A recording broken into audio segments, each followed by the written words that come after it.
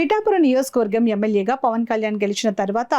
ఆధ్యాత్మికంగా పర్యాటకంగా పిఠాపురం ఎంతో అభివృద్ధి చెందిందని జనసేన పార్టీ పిఠాపురం నియోజకవర్గ 5-man కమిటీ సభ్యులు మాజీ ఎమ్మెల్యే పెండం దొరబాబు పేర్కొన్నారు. పిఠాపురం పట్టణం కుంతి మాధవ స్వామి కోనేరు వద్ద నడికట్ల గంగా ప్రకాష్ ఆధ్వర్యంలో సాయికృష్ణ రెసిడెన్స్ ప్రారంభించారు.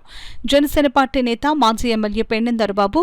జనసేన పార్టీ పిఠాపురం పట్టణ ఇన్ఛార్జ్ చిక్కాల వరలక్ష్మి చేతుల మీదుగా సాయికృష్ణ రెసిడెన్సీను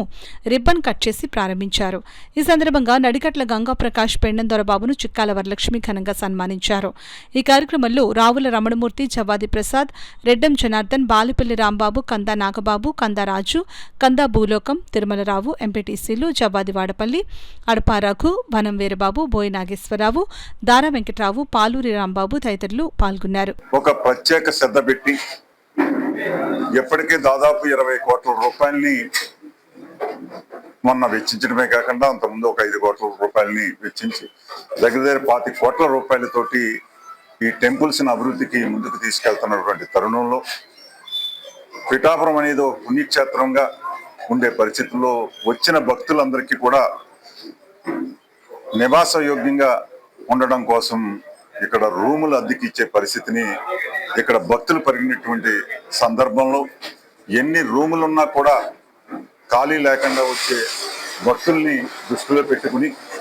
ఈ రోజున యువకుడు ఉత్సాహవంతుడు మన ప్రకాష్ ఈ రోజున ఇక్కడ ఒక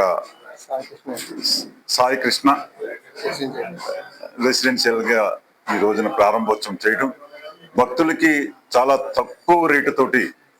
ఏసీ రూములు కూడా తక్కువ రేటుతోటి ఏర్పాటు చేసే విధంగా ఈ రోజున రూపకల్పన చేసినటువంటి దానికి ఈ రోజున ప్రారంభోత్సవ కార్యక్రమానికి మేము రావడం, ఈ రోజున పిఠాపురం నియోజకవర్గ ప్రజలకే కాకుండా రాష్ట్ర వ్యాప్తంగా వచ్చే భక్తులందరికీ కూడా ఉపయోగపడే విధంగా తీర్చిదిద్దినటువంటి ప్రకాష్ నాయుడు ప్రత్యేక అభినందనలు తెలియజేస్తూ ఇది మరింత ముందుకెళ్లాలని మనసావాస కోరుకుంటున్నాను.